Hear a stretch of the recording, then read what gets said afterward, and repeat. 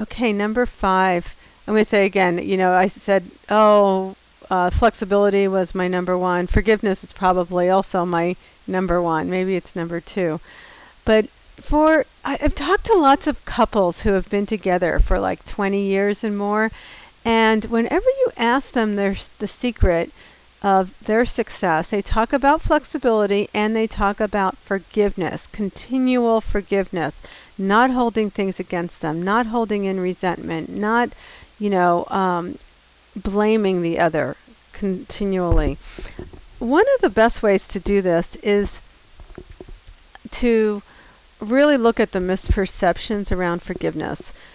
A lot of people don't want to forgive because they think that what that means is that what the person did is okay, when in fact it may not be okay. What the person did may in fact not be okay for you, and that's okay because you can I'm sorry, I lost my train of thought.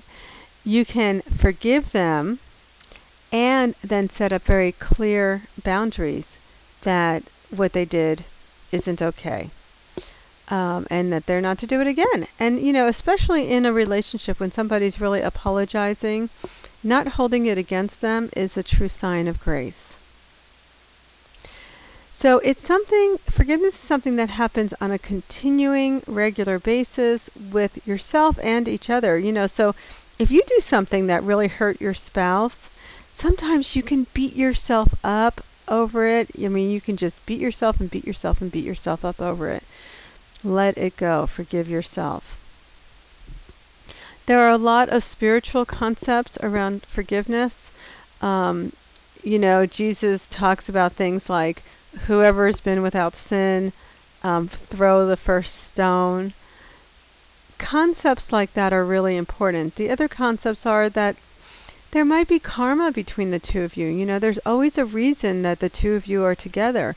Learn what those reasons are, and really just being the best person you can be in relationship with someone else is a great gift.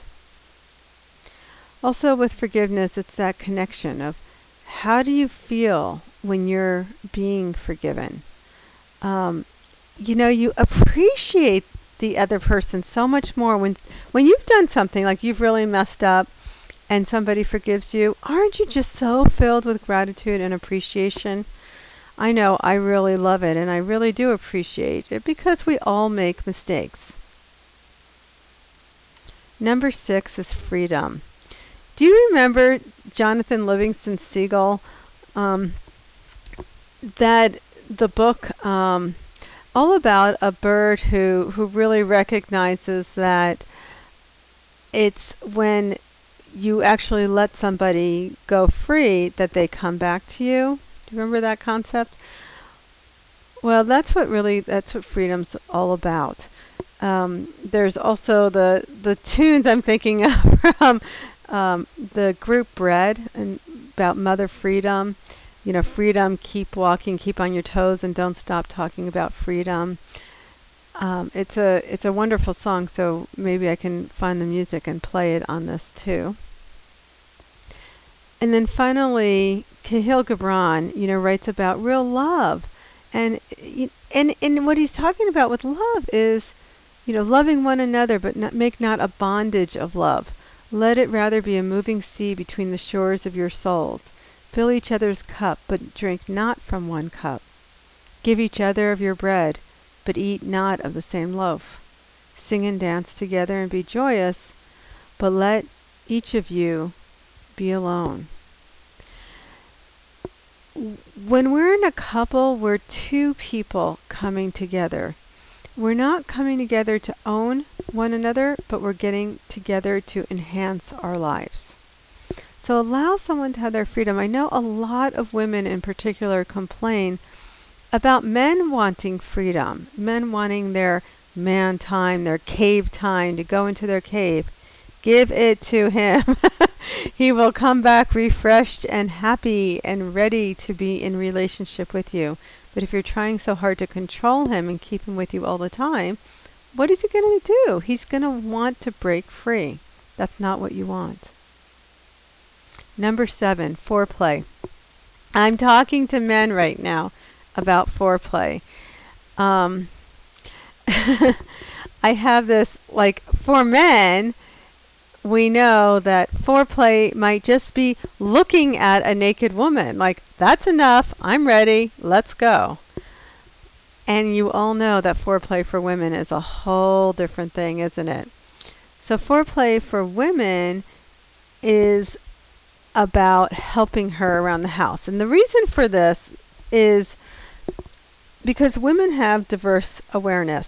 They can't turn their minds off. Have you noticed that? You know, women have this, they're all over the place, and they're constantly thinking, and they're constantly doing, and they're constantly multitasking.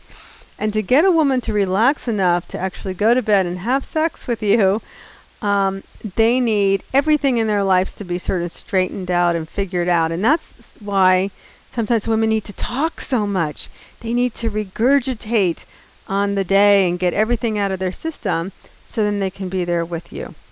So one of the things, as we were talking before about women supporting men and going in their cave or having their guy time, support her friendships so that she can, you know, go on and on and on talking to her women friends, and she can come home with more clarity, you know, sort of cleared out, cleaned out, I would say, and ready to be with you.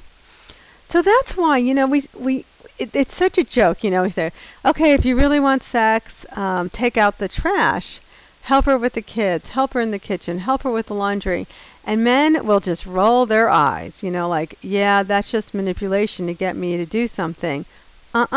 It's really true. It's what they need you to do so that they can do what it is you want them to do.